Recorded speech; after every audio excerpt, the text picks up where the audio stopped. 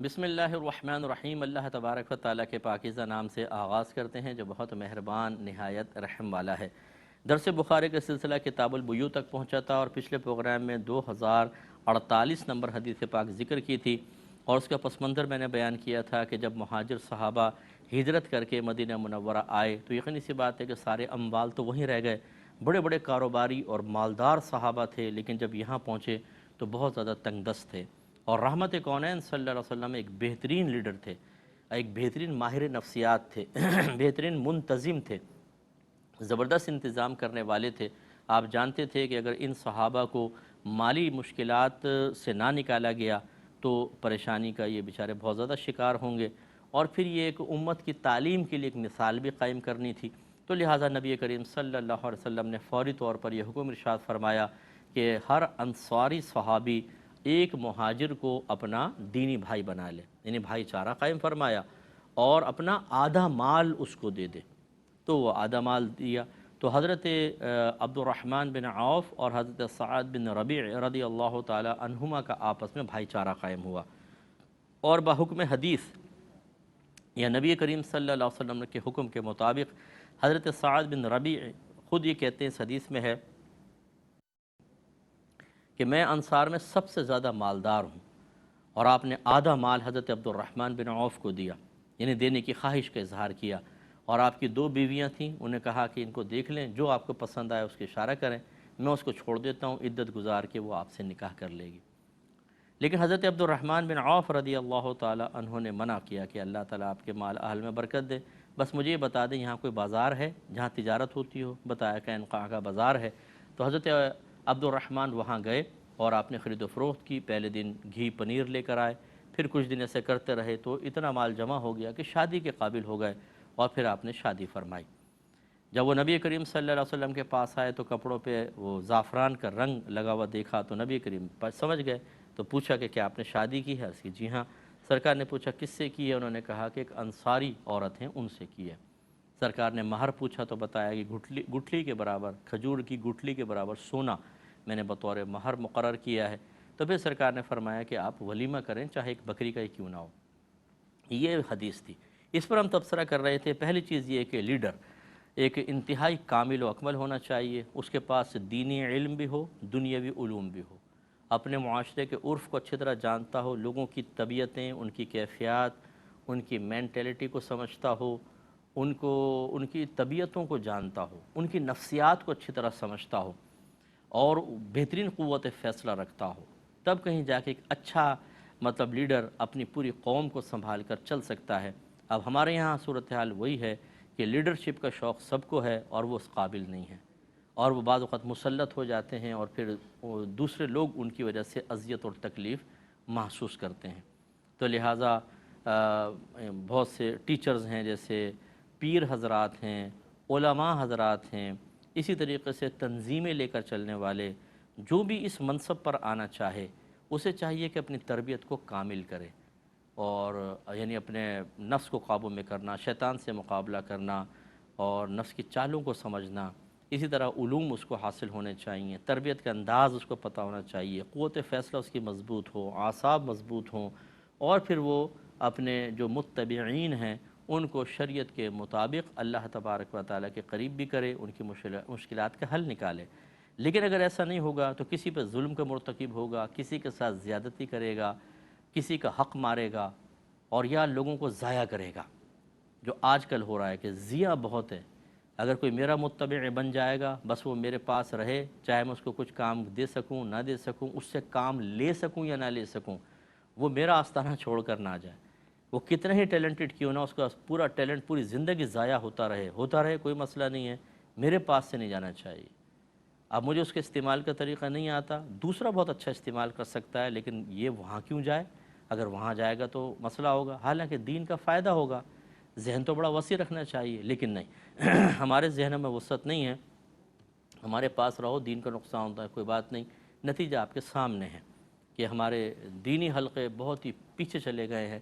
بڑی معذرت کے ساتھ میں یہ بات عرض کر رہا ہوں، اور وجہ اس کی بہت بڑی یہ ہے کہ اکثر جگہ ایسا ہی ہوتا ہے کہ جو اچھے کام کرنے والے ہوتے ہیں انہیں بس وابستہ تو کر لیا جاتا ہے، لیکن ان سے صحیح کام نہیں لیا جاتا تو ان کا ٹیلنٹ، ان کی صلاحیتیں ضائع ہوتی رہتی ہیں اور وہ بیچارے عقیدت اور وفا کے نام پر ساری زندگی نقصان کا شکار رہتے ہیں۔ ایسا نہیں ہونا چاہیے۔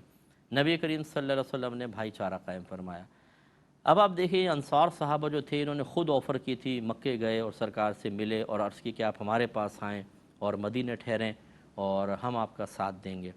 یہ ایک بہت بڑی آفر تھی اور بہت ہی خطرہ مول لیا گیا تھا، جو بہت بڑی سعادت تھی، اس کا انکار نہیں۔ وجہ اس کی کیا تھی کہ سارے نبی کریم صلی اللہ علیہ وسلم کے یعنی کفار جو تھے وہ سرکار کے پیچھے لگے ہوئے تھے اور چاہتے تھے کہ آپ کو نقصان پہنچائیں۔ تو جس کے بھی درمیان یا جس کے پاس نبی کریم صلی اللہ علیہ وسلم نے جانا تھا یا آپ کی موجودگی ظاہر ہوتی تو یقینی سی بات ہے وہ سب اس کے بھی دشمن ہو جاتے، لیکن انصار صحابہ نے اس کی پرواہ نہیں کی اور نبی کریم صلی اللہ علیہ وسلم کو دعوت دی اور سرکار وہاں تشریف لے گئے۔ یہ ان کا بڑا جرت مندانہ قدم تھا۔ پہلے آزادانہ گھومتے تھے، اب لازم بات ہے کہ خوف جنگل میں جاتے ہوئے، سفر کرتے ہوئے، پھر جو ان کی کاروباری ڈیلنگز تھیں، یقینی سی بات ہے وہ بھی متاثر ہوئی ہوں گی، دشمن بن گئے بہت سارے، لیکن انہوں نے کوئی پرواہ نہیں کی، نبی کریم کا ساتھ دیا، تو پھر اللہ نے ان کو کتنی عزتوں سے نوازا۔ دوسری چیز یہ کہ ایک تو انہوں نے اتنا خطرہ مول لیا، پھر سرکار کا یہ فرمانا اپنا آدھا مال اپنے مہاجر بھائی کو دے دو، یہ کس قدر مشکل کام ہے۔ تو یہ نبی کریم صلی اللہ علیہ وسلم نے ان کو ایک تو پہلے آزمائش تھی، پھر ایک دنیاوی آزمائش میں مبتلا کیا اور وہ اس پر 100% پورا اترے۔ حضرت سعد بن ربی نے یہی کیا۔ جب آپ کسی دینی شخص سے وابستہ ہو جاتے ہیں اور وہ دائرہ شریعت میں رہ کر آپ کو کوئی حکم دیتا ہے تو پھر اس کا حکم پورا کرنا چاہیے، اور اس میں یقینی سی بات ہے کچھ قربانی بھی دینی پڑتی ہے تو قربانی کے لیے بھی اپنے آپ کو تیار رکھنا چاہیے۔ دوسری بات یہ کہ یہ جو ایک ہوتا ہے غنی ہونا ظاہری اعتبار سے، مالدار ہونا، ایک ہوتا ہے دل کا غنا، دل قلبی لحاظ سے انسان مالدار ہو۔ اس کا مطلب یہ ہوتا ہے کہ لالچ نہیں ہوتا، تنگ دستی اگر بظاہر ہے تب بھی وہ اللہ کی رضا پہ راضی ہے، خوش ہے۔ یہ دل کا غنا ایک بہت بڑی اللہ کی نعمت ہے، یہ بعض اوقات ارب پتی کو بھی حاصل نہیں ہوتا۔ یعنی اربوں روپے ہیں، بظاہر غنی ہے، لیکن دل جب غنی نہیں ہوتا تو اسے خوف ہوتا ہے یوں نہ نکل جائے، ادھر نہ ہو جائے، اور کما لوں۔ اربوں روپے پڑا ہوا ہے لیکن اگر چند 100 بھی کسی کو دے گا تو یوں لگے گا دل کھنچ کر جا رہا ہے، تو اس کا مطلب یہ ہے کہ یہ دل کا غنا حاصل نہیں ہے۔ کوشش یہ کرنی چاہیے کہ اللہ تعالیٰ سے دونوں طرح کے غنا کو طلب کریں۔ ویسے بھی انسان مالی لحاظ سے غنی ہو لیکن عافیت کے ساتھ کہ غریبوں کی مدد کر رہے ہیں، حقوق بھی ادا کر رہے ہیں اور اس پیسے کو اپنی آخرت کی بہتری کا ذریعہ اور سامان بنا رہے ہیں، اور اس طرح دل بھی مستغنی ہو بالکل۔ تو اگر نقصان ہو جاتا ہے تھوڑا بہت صدمہ تو ہوتا ہے لیکن فوراً اپنے آپ کو سنبھال لینا، اللہ کی راہ میں خرچ کرنے میں بالکل شرم و عار محسوس نہ کرنا، جھجک محسوس نہ کرنا، ڈر اور خوف کو نکال کر سب کام کرنا، یہ دل کا غنا اللہ سے ہمیں طلب کرنا چاہیے۔ تو اگر آپ نے دیکھنا ہو تو اب یہاں دیکھیے، حضرت عبد الرحمن بن عوف کو وہ آفر کر رہے ہیں، اور ابھی بات میں نے عرض کی کہ حضرت سعد بن ربی نے کیا کہا، میں انصار میں سب سے زیادہ مالدار ہوں۔ جب سب سے زیادہ مالدار ہیں تو مال بھی سب سے زیادہ ہوگا، اس کو اگر نصف کسی کو دیا جائے تو بہت زیادہ مال جائے گا، لیکن حضرت عبد الرحمن بن عوف نے ایک پیسہ نہیں لیا، اور ایک روایت میں کہ آپ نے دعا دی کہ اللہ تعالیٰ تیرے مال اور اہل میں برکت عطا فرمائے، بس مجھے بازار کا پتہ بتاؤ۔ بازار چلے گئے، اپنے ہاتھ سے کما کر لے کر آئے۔ یہ دو چیزیں، ایک تو دل کا غنا، اگر لالچ ہوتا، دل فقیر ہوتا، فقر میں مبتلا ہوتا تو فوراً لپکتے مال کی طرف، اور دوسرا خودداری، عزت نفس۔ یہ بہت بڑی چیز ہوتی ہے کہ انسان عزت نفس کو اپنا قائم رکھے، ایسا کوئی کام نہ کرے کہ کسی کے سامنے نگاہیں جھک جائیں، کسی کے سامنے جھک کر بات کرنی پڑے، کسی کے سامنے ذلیل ہو جائے انسان۔ تو جو بہت زیادہ قرضے مانگنے کے عادی ہوتے ہیں، یار 5 روپے دے، 10 روپے دے دو، یہ دینا وہ کرنا، ان کی خودداری اکثر قائم نہیں رہتی ہے، تو اس وجہ سے پھر وہ اپنی نگاہوں میں ان کو کوئی عزت حاصل نہیں ہوتی ہے۔ قرضہ مانگنا میں غلط نہیں کہہ رہا ہوں، منع نہیں، ضرورتاً کر سکتا ہے، لیکن جب عادت بن جائے تو بہت ہی مسئلہ ہوتا ہے۔ اور آپ جانتے ہیں کہ اگر آپ کسی کے دوست ہیں، کسی کے ساتھ ہیں، اگر دیندار بھی ہیں، بڑی عزت، بڑا احترام، سب کچھ، اور آپ پیسہ مانگ کر دیکھ لیں، کسی سے 500 روپے، 1000 روپے لے لیں، اس کے بعد آپ خود محسوس کیجئے گا کہ آپ ایسا لگے گا میں بہت نیچے آ گیا ہوں، یہ بہت اوپر ہے۔ اور بعض اوقات جو سامنے والا اگر کم ظرف ہوتا ہے تو وہ بھی ایسے ہی کرتا ہے کہ اپنے آپ کو پھر بہت اونچا سمجھتا ہے اور اس کو حقیر سا سمجھتا ہے اور رویے تبدیل ہو جاتے ہیں۔ خودداری قائم کرنا بہت ضروری ہے۔ اسی طرح شوہر اور بیوی کے درمیان خودداری قائم ہونی چاہیے۔ بعض شوہر ہوتے ہیں بیویوں کے مال لے لینا اور ان کے زیور تک بیچ دیتے ہیں، تو یہ خودداری کے خلاف ہے، ٹھیک ہے نا، یہ مطلب مناسب نہیں ہے۔ بہت سخت ضرورت ہوتی ہے ایک الگ بات ہے، ورنہ یہاں بھی خودداری قائم رہنی چاہیے۔ تو حضرت عبد الرحمن بن عوف رضی اللہ تعالی عنہ کہ قلبی غنا کا معاملہ دیکھ لیں یا خودداری کہہ لیں، ایک پیسہ نہیں لیا اور ازواج بھی کہا تمہیں مبارک ہوں، بازار گئے اور خود محنت کر کے کما لیا۔ یہ چیز ہمارے اندر ہونی چاہیے۔ ہم فوراً مطلب یہ کہ کوئی اگر تنگ دستی مبتلا ہیں، حل کی طرف نہیں آئیں گے، فوراً فلاں سے مانگ لو، فلاں سے مانگ لو، فلاں سے مانگ لو۔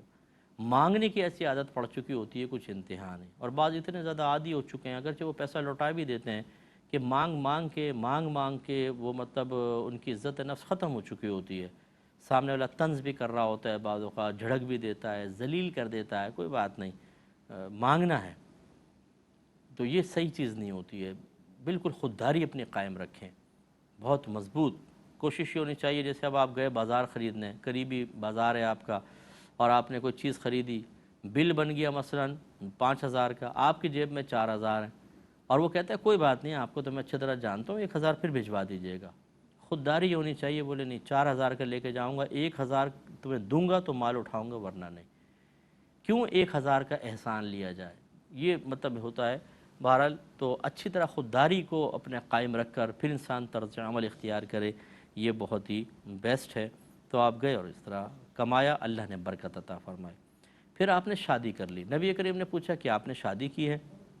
اس کا مطلب یہ ہوا کہ اس شادی میں رحمت کونین صلی اللہ علیہ وسلم شریک نہیں تھے۔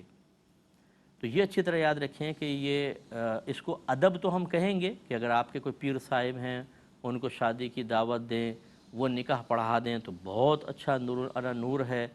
لیکن اگر آپ نے فرض کر لیں خود شادی کر لی، ان سے اجازت طلب نہیں کی، ان کو نہیں بلایا یا ان سے نکاح نہیں پڑھوایا، تو یہ کوئی گناہ نہیں ہے، یہ ایسا نہیں ہے۔ یعنی بعض چیزیں اچھی طرح یاد رکھیں کہ اگر کریں تو ادب ہے، لیکن اس کا خلاف وہ بے ادبی نہیں ہوتی کہ جس میں آپ گناہ گار ہو جائیں یا نظروں سے گر جائیں، یہ ایسا نہیں ہوتا۔ جیسے کعبۃ، میں اکثر مثال دیتا ہوں، کعبۃ اللہ کو پیٹھ نہ کرنا ادب ہے، لیکن اگر آپ پیٹھ کر لیں تو کیا گناہ گار ہوں گے؟ تو گناہ گار تو نہیں ہوں گے۔ اسی طریقے سے اپنے امور میں بزرگوں سے اجازت لینا بہت اچھی بات ہے، لیکن اگر نہیں لی، ان کو اطلاع نہیں دی، تو اس میں کوئی برائی نہیں ہے۔ ہم بعض اوقات یہ میں نے دیکھا ہے کہ جو بعض بہت ہی زیادہ اپنے آپ کو سمجھتے ہیں کہ میں زیادہ گہری سوچ رکھتا ہوں، میں اس سے بڑھ کر وفا رکھتا ہوں، میں اس سے بڑھ کر آداب جانتا ہوں، وہ اس طرح طنز کرتے ہوئے نظر آتے ہیں۔ یار تم حج کرنے گئے تھے، پیر صاحب سے اجازت لی تھی، ان کو بتایا تھا؟ نہیں۔ یار کیسے بے ادب آدمی ہو تم، تو تمہیں ادب پہلے اجازت لینی چاہیے تھی۔